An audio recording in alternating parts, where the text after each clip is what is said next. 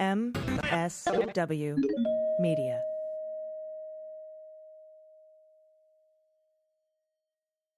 Thanks to Thuma for supporting the Daily Beans. Create that feeling of checking into your favorite hotel, but at home with the bed by Thuma. Go to thuma.co/beans and use code BEANS to receive a $25 credit towards your purchase of the bed, plus free shipping in the continental U.S. News with swearing. Daily Beans, Daily Beans. Daily Beans, Daily Beans. Hello and welcome to the Daily Beans for Wednesday, October 26, 2022. Today, the Department of Justice is now seeking to compel testimony from Philbin and Cipollone in sealed filings to Chief Judge Beryl Howell. The Citizens for Responsibility and Ethics in Washington have obtained emails that show the Secret Service withheld information about credible death threats to Pence, Pelosi, and Schumer on January 6th. Mark Meadows is resisting a Fulton County, Georgia subpoena.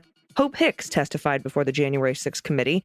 And the National Archives denies their Trump referral to the Department of Justice was connected to congressional Democrats. I'm Allison Gill. And I'm Dana Goldberg. The thing about it being Adidas is like, I could literally say anti-Semitic shit and they can't drop me.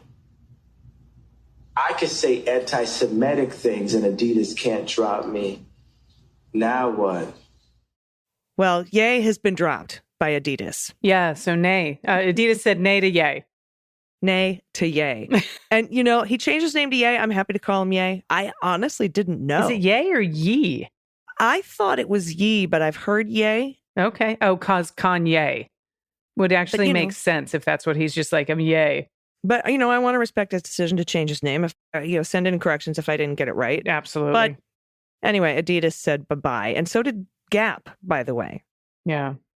So, I think Gap made a little faster decision, but Adidas did. So, hey, we got it. Yeah, I'm still very confused as to why Adidas took like 10 days to make that very clear and obvious fucking call. That's weird to me, and I'd be interested to see if any reports come out as to what the delay was about. Like were two of the people out of the country traveling and couldn't make it to the meetings or something? Like, what the fuck is the 10-day delay? I don't know. We'll end up seeing what that's about, I think. And I just want to say something quickly about this whole thing. You know, I know that there's people that are like, just ignore Kanye. That's not the answer. Ignoring Kanye is not the answer. Supporting your Jewish friends is the answer. So please don't take that route of if you ignore him, he'll go away. He has a massive platform and is spreading a tremendous amount of anti-Semitism in this country. Ignoring him is not the answer. Yeah, just like in 1933, we wouldn't have said, just ignore them, they'll go away. Exactly. It is stuff that needs to be brought to light. It can be brought to light without spreading the hate. It can be brought to light in a way to spread love. I'm with you. I see it as an opportunity. Yeah, absolutely. And speaking of love, you've got something coming up later in the program. Yes, absolutely. I'm going to be talking with co-founder of Marked by COVID. Her name is Kristin Urquiza, and she is putting together, developing a permanent national COVID memorial, which is just going to be so important to people who have lost loved ones or know people who have lost loved ones to COVID. And so we're going to have a big discussion about what she's working on, and I'm really excited to talk to her. Another interesting story today, Hope Hicks was seen testifying before the January 6th committee. She's not the most forthcoming person in the world, so I don't know. We'll see what we got there. Yeah, absolutely. And I'm not sure they're going to be doing any more hearings. I mean, they still have till the end of December. And that's when the Dems hold the House, which is oh God, please get out and vote, people. What I think is going to happen. I think we're going to pick up 2 seats in the House and 3 seats in the Senate, but we'll see. That's my little AG prediction.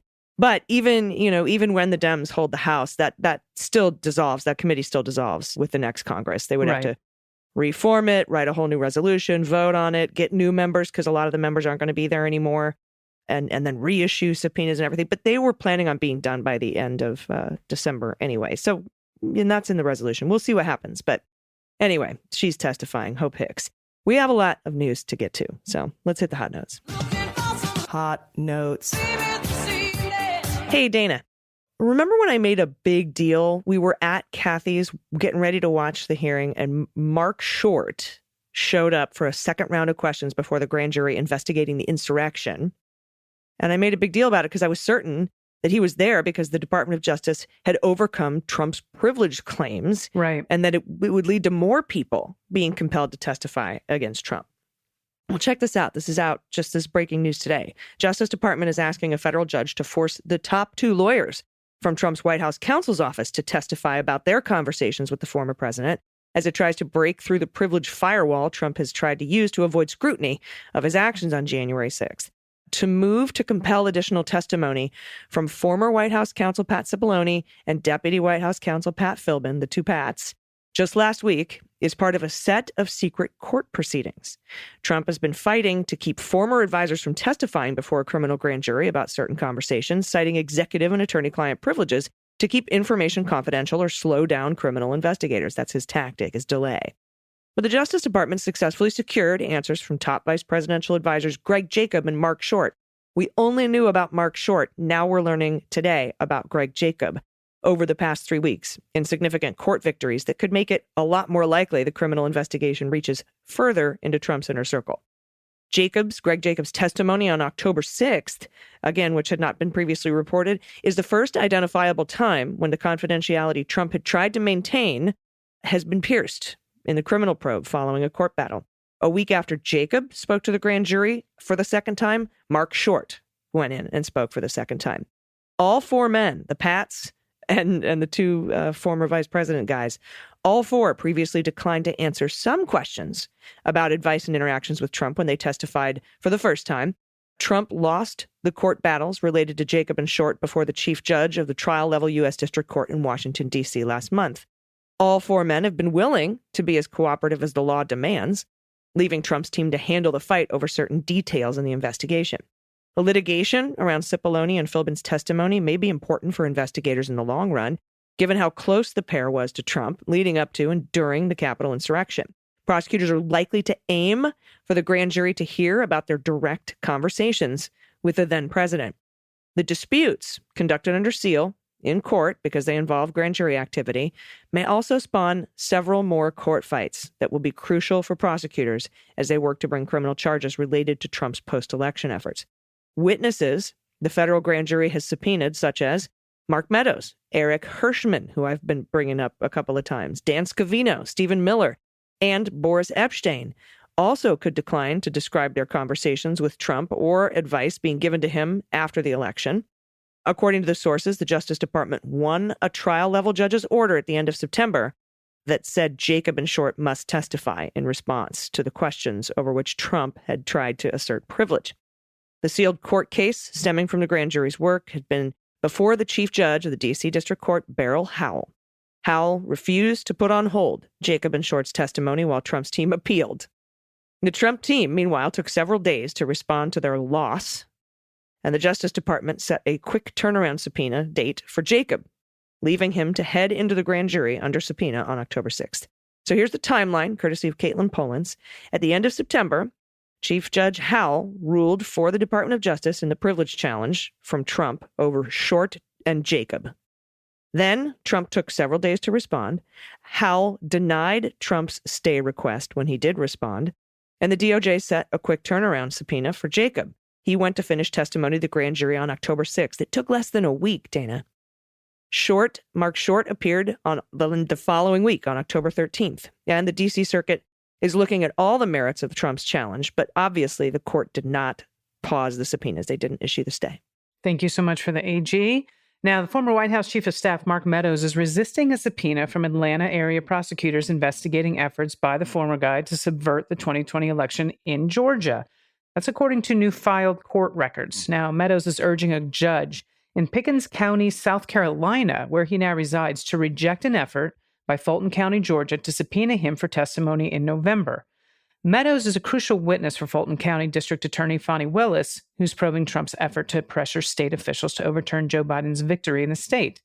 Well, Willis's probe includes an expansive inquiry into Trump's wide-ranging effort to subvert the election, as well as issues specific to Georgia. Now, the latter includes a January 2021 phone call in which Trump pressed Georgia Secretary of State Brad Raffensperger to, quote, find enough votes for him to prevail in the state.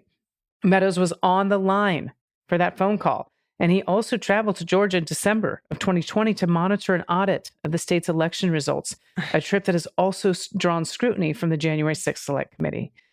Seems kind of weird. Now, Meadows contends that the belated effort to secure his testimony is now moot as a result of the missed September 27th deadline. He also pointed to ongoing litigation against the January 6th Select Committee, in which he contends he is immune from testifying to Congress because of his high-level role in Trump's White House, and therefore can't be forced to risk breaching executive privilege. Well, that matter's pending before U.S. District Court Judge Carl Nichols, a Trump appointee who is slated to rule imminently. So we're going to find out about that. But yeah, Meadows is in a lot of trouble down there as well. Yeah. And if Carl Nichols rules incorrectly, it can be very easily and quickly appealed. All right. From Cheney and Wu at Politico, the National Archives is denying Republican accusations that its decision to refer Trump's handling of the classified records to the Justice Department, they're denying that it had anything to do with an inquiry from a top House Democrat. House Republicans have been raising questions over the timing of a referral, which occurred February 9th. That's the same day House Oversight Committee Chair Carolyn Maloney wrote to the agency to raise questions about Trump's handling of the documents that he retained at Mar-a-Lago. But that timing is, quote, entirely coincidental. And that is acting National Archivist Deborah Steidel-Wall. She wrote that in a letter to congressional Republicans Tuesday. The Archives Inspector General operates with complete independence from the broader agency, she said, and did not receive Maloney's letter, which was directed to the archivist. Quote, at no time and under no circumstances were NARA officials pressured or influenced by committee Democrats or anyone else. Of course, it's Jim Jordan and Jim Comer of Ohio and Kentucky, respectively, top Republicans on the Judiciary and Oversight Committees, that had demanded details from the archives about that October 14th letter, noting that the Department of Justice referral came on the same day that Maloney wrote to then archivist David Ferriero. Archives officials have insisted on their independence, like I said. They take our role as a non-political agency very seriously. That's a preview, by the way, of what's to come from the GOP, who will wail baselessly that the investigations into Trump are political in nature. It reminds me of them saying that the entire Russia investigation was kicked off by a Carter Page FISA warrant that was initiated from the dossier. None of that is true. So they are now trying to say that these criminal investigations were kicked off by Democrats in Congress, and they simply weren't. And this is one reason I think that the January 6th committee should avoid making criminal referrals to the Department of Justice. It's just going to give them another talking point. They're going to say it anyway, but why give them a talking point? It's also why the Department of Justice had the Inspector General investigate the fraudulent elector scheme first. That investigation, as you know, Dana, was opened in January of 2021, just a week or two after the insurrection. And then later that year, when testimony to Congress, Garland promised to take the DOJ Inspector General's recommendation. I figure Wyndham was brought in and the DOJ began issuing those 100 or so subpoenas in the fraudulent elector scheme after the DOJ IG made a referral to Garland. He's insulating the department from politicization. That's what I think. I think that your beans are probably in the right place there, too. This last story is just horrifying. I mean, we're so lucky things weren't worse. The Secret Service received notice that a shooting threat against then Senate Minority Leader Chuck Schumer, as the Capitol was under attack on January 6th, but did not pass that along. They did not pass that along to Capitol Police for more than an hour after receiving it. That's according to records obtained by the crew. So we have records of this. Right-wing news channel Newsmax received a voicemail suggesting a shooting threat against Schumer shortly before 4 p.m. on January 6th, roughly an hour after the Senate chamber had been breached and well before law enforcement was able to clear them out. A Newsmax editor emailed the voicemail to the Secret Service at 3:59 p.m., indicating the timestamp at which the threat was made. Now, the Secret Service forwarded that message to the agency's Protective Intelligence and Assessment Division, which we'll call the PID in future. Approximately 10 minutes later, U.S. Capitol Police did not receive the voicemail from PID until more than an hour after Newsmax had sent it. That means the Secret Service held on to it. The records do not show how explicit the threat was made in the voicemail. Now, at the time of the voicemail, Donald was refusing to send in any aid to support law enforcement at the Capitol and had publicly pressured Vice President Pence and members of Congress to overturn the election. Crew previously found that the Secret Service held onto a threat against Nancy Pelosi as well until after the insurrection had begun, despite receiving it days earlier. While the Capitol Police was under attack, Pelosi also had reservations about whether she and Mike Pence could trust the agency. Clearly she was right. The records also revealed a threat directed at Mike Pence, Joe Biden, and their places of residence on the day of the insurrection, as well as an explicit plans to attack the Capitol. At 6:28 p.m. on January 6th, a Twitter user complimented Donald Trump on his speech and said that the following protest reminded him of, quote, when the French stormed the Bastille, going on to say, quote, the Naval Observatory next, and then wherever Sleepy Joe sleeps. Now, the Naval Observatory is the official residence of the Vice President of the United States. The Metropolitan Police Department notified the Secret Service of the threat approximately 10 minutes after the tweet was posted. The then leader of the Secret Service, Washington Field Office, Matt Miller, replied, "Fuh." That was it, with a ... Now, the substantial threats against Chuck Schumer, Joe Biden, Mike Pence may have been avoided altogether had the Secret Service actually done more to respond to the countless indications of violence that they had in advance of the insurrection. We saw this during the last hearing. They had so much evidence, so much shit. Mm-hmm. This most recent production shows on December 17th, a U.S. Capitol Police official with the Intelligence and Interagency Coordination Division flagged 3 pro-Trump events that threatened armed violence. One was, quote, an armed march at the U.S. Capitol. The second event was called "A Million Plus Patriots to Shut Washington, D.C. Down to Physically Stop the Steal." That's the whole name of it. And the last one, Million Militia March. Yet the Secret Service largely reported that there were no, and this is a quote, no indication of civil disobedience. You fucking kidding me?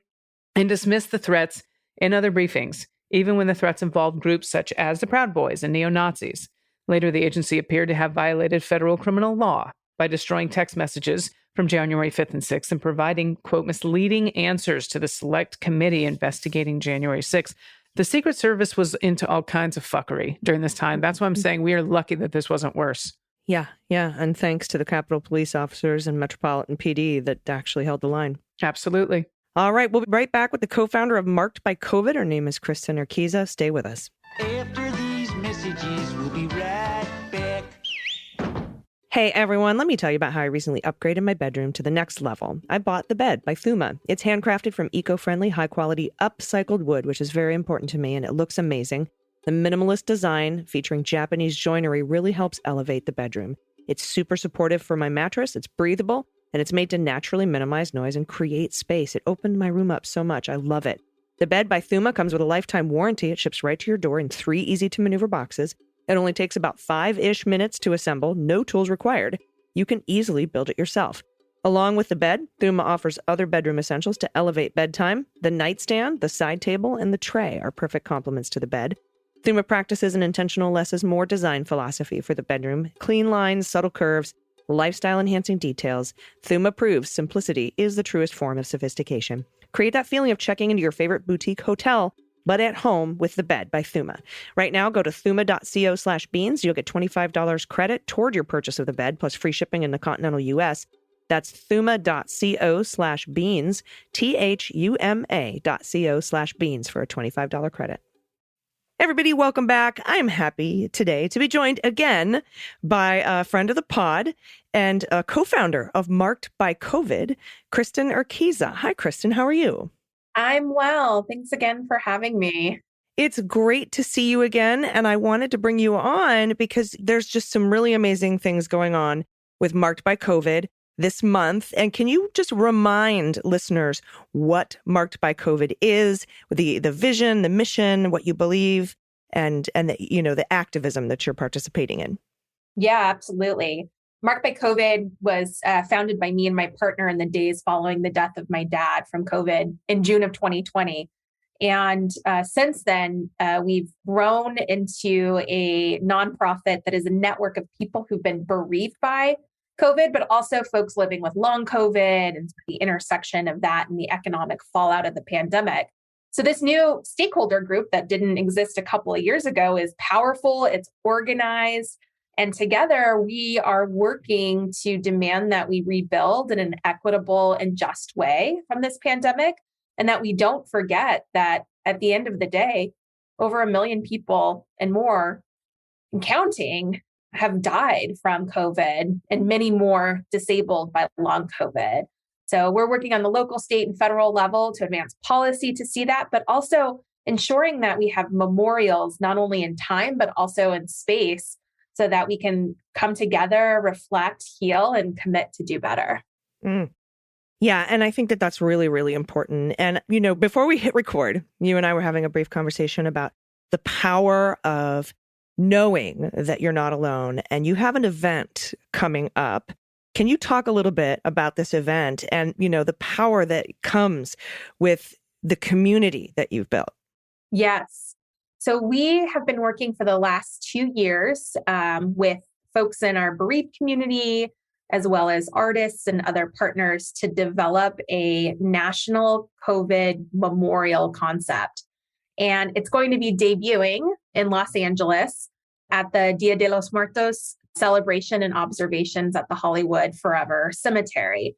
And we are so excited to be bringing this memorial project out into the real world for a couple of reasons. First and foremost, we need to be constructing and building large-scale memorials in cities and states across the country that need to really be informed by people who have lost loved ones, so that it actually fits the bill of being a space for healing and collaboration. But also on that note of kind of coming together, which we'll be doing safely and requiring folks to be masked in the perimeter, and it's an outdoor event. So we're thinking about accessibility, but connecting with people who've been impacted by COVID. We have found in the COVID loss community, and this is something that you are reflecting on as well in your own community, has been one of the most essential ways for people to start to put their life back together.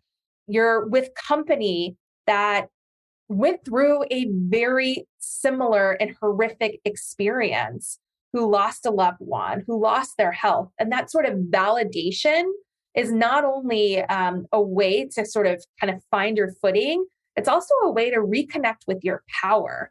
And I have found it to be such an essential part of my own grief journey, of having conversations with people who have gone through a similar type of pandemic as I've gone through.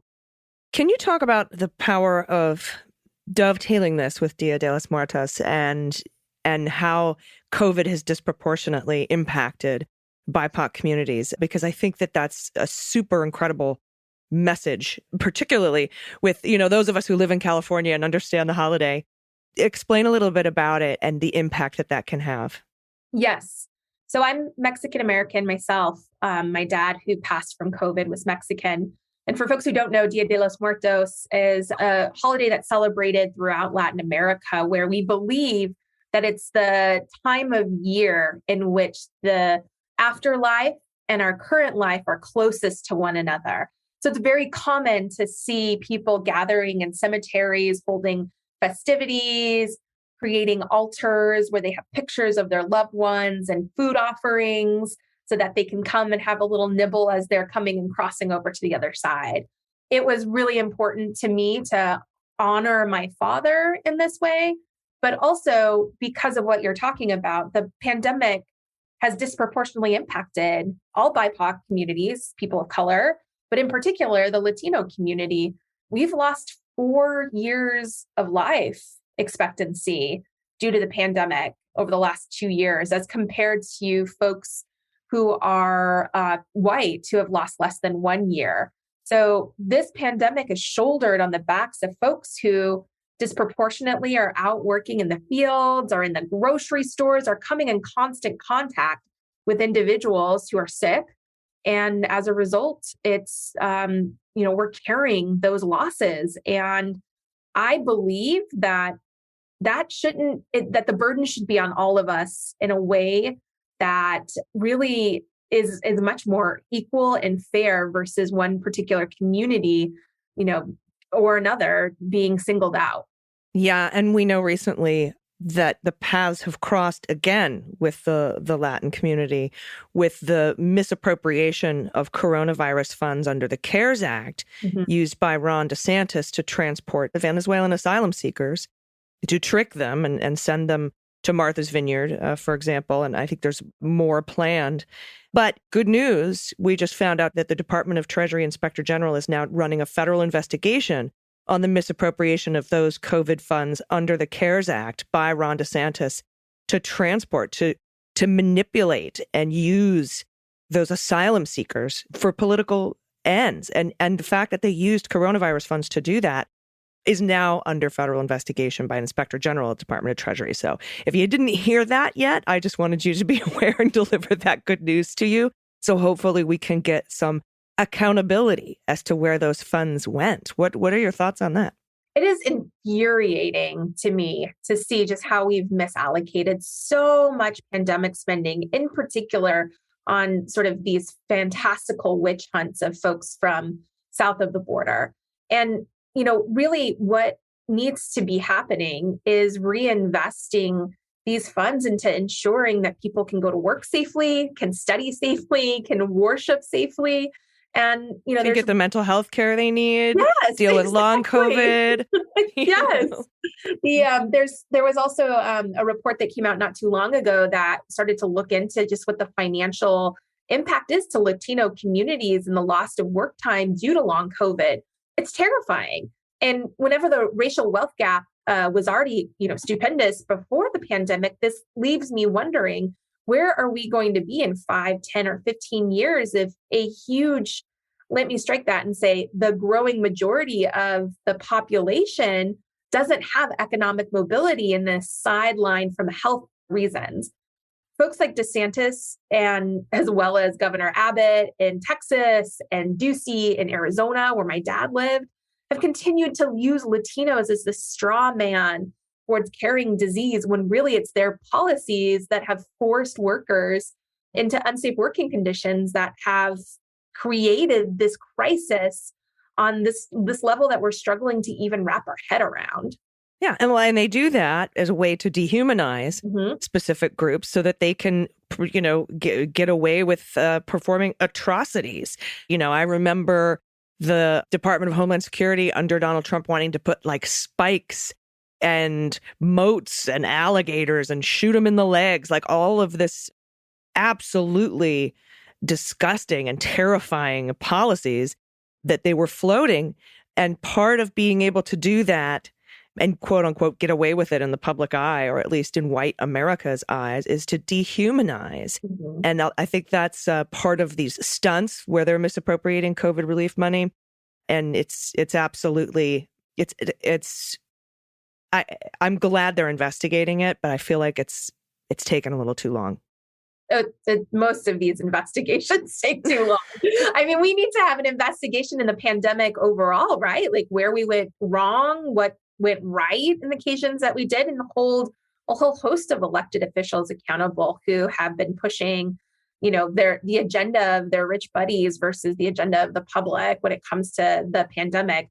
But on this idea of dehumanization, I want to go back to that. You're absolutely right. And it also is part of the reason why we've focused on, bringing these memorials to life, because it really not only provides for the bereaved an opportunity to be seen and heard, it allows for our loved ones to come out of the shadows. Part of the problem with this pandemic, in addition to political failure and misappropriation of funds, is also we didn't have sort of that unifying visual to bring us all together, to unite and say, oh my gosh, what is happening? Like we suffered behind doors where we were saying goodbye over Zoom or FaceTime. And this memorial project is really bringing those individual pictures, testimonials, and names to the forefront to really help us interact with, holy cow, there's over 1 million people in this country and counting that have died, that leave behind huge trenches of loss, sorrow, and mourning. And guess what? Even if we have, if you're lucky enough to not have lost a loved one, I bet the last couple of years have been really challenging. And we need to take a moment and a beat before rushing into normal to recognize that and sort of, deal with that fallout. Yeah. And I think that the power of knowing you're not alone gives you courage, gives people courage to tell their stories. And I think that, that's one of the reasons that I think that we saw it with the AIDS HIV pandemic. We saw, the Me Too movement, whatever it is, where we learn and tell our stories and understand that we're not alone. That's where we get our power from. So tell everyone again how they can RSVP to this event, where it is, and if they have any questions, who they can contact. Yeah. So we are coming together, Marked by COVID, to preview our National COVID Memorial in Los Angeles at the Hollywood Forever Cemetery on October 29th as part of their Dia de los Muertos observations. For folks interested in learning more about our memorial and memorial work, you can visit markedbycovid.com/memorial. Awesome. And if they have any questions, is there an email that they can send? Yes. You can find us at info@markedbycovid.com. We're also on Facebook and Twitter and Instagram, and check those DMs often. So hopefully we can get your questions answered and see you there to really have a moment to reflect upon what we're going through and how we can do better. Thank you so much for the work you're doing, and thank you for putting on this event. I know it's a lot of hard work, and I know you're doing it in the face of a lot of opposition. So I appreciate you, and I appreciate the work that you're doing with Marked by COVID. And thank you for coming on, Kristin Urquiza. Thank you. Everybody stick around. We'll be right back with the good news. Hey, I'm Ben Meiselas. I'm Brett Meiselas. And I'm Jordy. And we are the hosts of the Midas Touch podcast, the top-rated, top-watched political podcast for pro-democracy content. Each week, we do multiple episodes where we break down the political issues of the day here in the United States and abroad as we fight for democracy. Isn't that right, Brett? That's right, Ben. We've had conversations with some incredible guests like White House Chief of Staff Ron Klain, Beto O'Rourke, DNC Chair Jamie Harrison, Glenn Kirshner, Mary Trump, celebrities like Deborah Messing, Alyssa Milano, Michael Rappaport, and more. So subscribe to the Midas Touch podcast wherever you get your podcasts. That's the Midas Touch, MEIDASTOUCH podcast. Jordy, anything to add? Shout out to the Midas Mighty. Everybody, welcome back. It's time for the good news. Who likes good news, everyone? Then good news, everyone.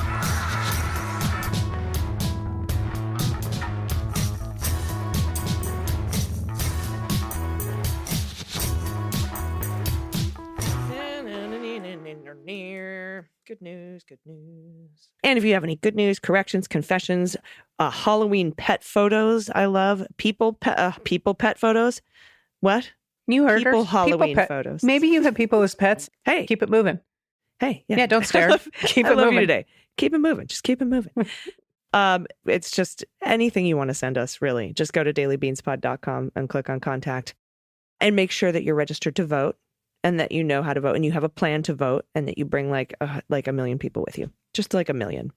First up from Mooney, pronouns she and her. Hello, Beans Queens. Thanks for all you do. You're my first order of business every day, along with my coffee, of course. I do have a correction for Dana. There are no wild tigers in Africa. You should see me scream at Africa collections, fabric, paper that include tiger stripes. There are, however, some beautiful cats to encounter in Africa. I saw my first wild African cat last month, and it looked a lot like my floof, just a little bit larger.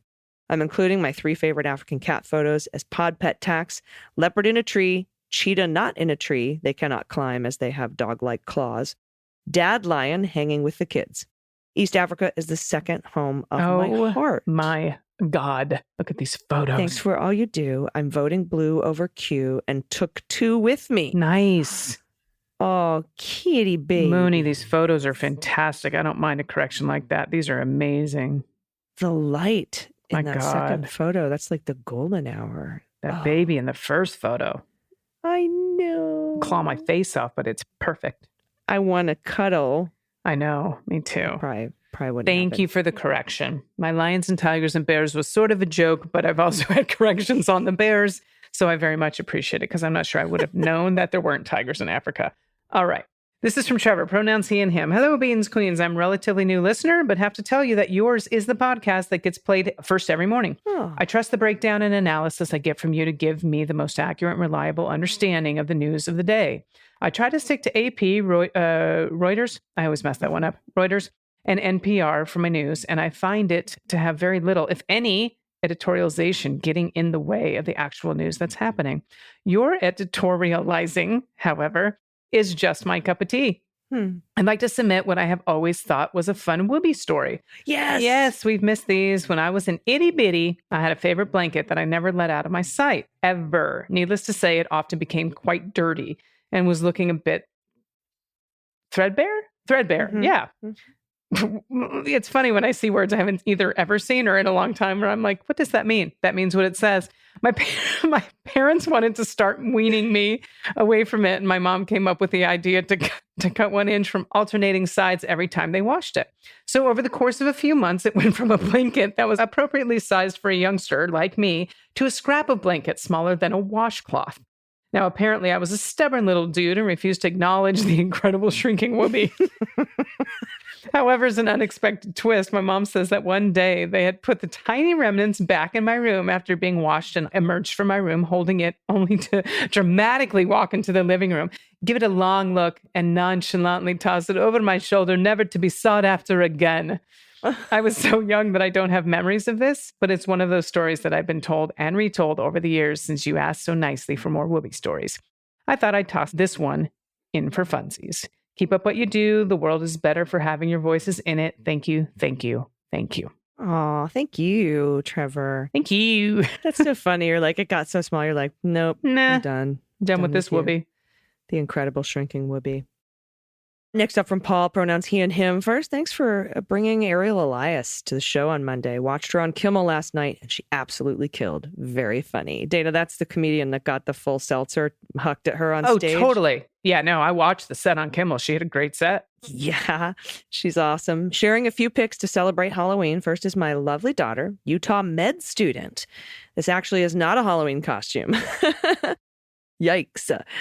This pic was from when she participated in a disaster preparedness exercise in Utah, where she posed as a victim of a terrible bus crash. Kudos to the makeup artist. Next two pod pet contributions are of our grandkitties. First is Hagrid in his Halloween garb. Hagrid loves to sit on the front stoop of their townhouse and pounce at the many dogs that are walked by. He has figured out they are all on leashes. Hagrid is too. And he has nothing to fear. Now every dog that walks by stops and looks to see if Haggy is outside. And last is our grandkitty, Punky. She does not do costumes. My daughter has the scars to prove it, but is happy enough to share an Oreo, cream side only. Thanks for all you bring to my life and the world. Ooh. That is wicked makeup. Yes, it is. Oof. Thank you for that, Paul. Look at the kitty. I know the kitties are cute. You What can is have that? them. What is the show they're watching about? Is that oh, what's the name of that show? Oh, that's Big Bang Theory. Yep. Yeah. Yep. Mhm. Well done. I spy. All right. This is from Ryan, pronouns he and him. A triple banger of good news. Puppies, promotions, and personal leave. First and foremost, I love your work. The aha moments, the oh my gods, and the laughs I get from the pod are the highlight of most of my days. Because I'm listening from Australia, I get to wind down and sometimes get wound up with a dose of beans at the end of the day, and it's the best thing ever. Right. The bad bit first. I haven't written about this before because I turn into a bit of a mess when I think about it. Fair warning. If you make me cry, here we go. Back in August, my best mate, Casper, the schnauzer, went away. We were all at the dog park and something happened. He collapsed in my lap and he didn't wake up again. He just went. My vet said it was likely his heart and that he didn't suffer. It was quick and he was in my arms, and that's as much as I could ask for. 15 years was good innings, but still not long enough. I don't think any length of time could be long enough. He was the best. He went, and he took a chunk of me with him. And since he left, life generally has been just not right. People I'd always nod or wave to on a morning walk with my boy suddenly found their feet interesting. A house that stays silent no matter how much you jingle your keys against the front door just isn't right. It's just not. Fast forward 2 months, and I receive a call from Casper's breeder responding to an inquiry I left with them in the BC Times, which is the British being before COVID. Before COVID times. She has a puppy that is having a bit of a time finding a home. Meet Miss Charlie. I add Miss because otherwise everyone assumes she's a boy. And for that, fuck the patriarchy. She is an active type and has what you might call a strong personality. She's been with me a few weeks and is almost used to me bothering her toe beans while we lay on the couch together. I'm relearning patience. She's learning trust and love. And I feel like she's the cherry on the icing on the cake. Just the best. I'm smitten. And I didn't think I was ready, but apparently I was wrong. And secondly, I got a promotion. I've been, quote, temporarily doing a job for quite a while. The public service, civil service is an interesting beast. And just recently got appointed to the position permanently after a months-long and highly competitive selection process. Nice. I've celebrated with some Patreon bits and bobs, and I think I might need to sponsor a Beans membership just for good measure. Very nice. Third, I had that quarterly conversation with my boss recently. That's right. I just had leave approved for the week commencing the November 7th. Yep. Is there anything interesting happening in the U.S. politics that week? The midterms. I'll be active in the Facebook group. I'll be there to watch parties and available to take the baton for any of the Leguminati fam who feel like they need to hand it over for a bit. I'll be cheering from the sidelines. You all have had enough foreign interference in your election, so I'll just watch and cheer. And I can't wait to see how bigly y'all vote in numbers too big to manipulate. I hope you know that you have like-minded souls all around the world urging you on and whispering words of encouragement. Again, thanks for all that you at the MSW crew do. You're being the change I'd like to see in the world. Also, Louis Gohmert is so dumb, he thinks the capital of France is F. And that's a great way to end that. Oh my God, give me this puppy. I want the puppy. I thought you might. That is the puppy just healed my heart. Schnauzer. I love how they're like, they say that when you're describing the dog, active type, strong personality. Miss Charlie is cute. Just absolutely adorable. Is that a little feather stuck on her face? It's either a feather or her chest is white, but I'm going to say it's a feather on her mouth. She's really cute. Is adorable. I'm so happy. And congrats on the promotion and the new pup, Ryan. This is all great. And thanks for cheering for us. We need it. There. Good Lord, we need it. We really do. And everybody, thanks so much for sending all these things in. More Woobie stories. I love Woobie stories. More puppies and babies for Dana. Don't forget. Please. Dana loves the babies. Baby photos. Baby photos are my favorite. So please send that in to us at dailybeanspod.com and click on contact. Dana. Yes, dear. Any final thoughts for today? No, dear. All right. Yes, dear. No, dear. No, dear. Hey, I know how to keep this relationship right. Yes, dear. No, dear. All right, sugar. Anyway, we're going to be back tomorrow in your ears with more news.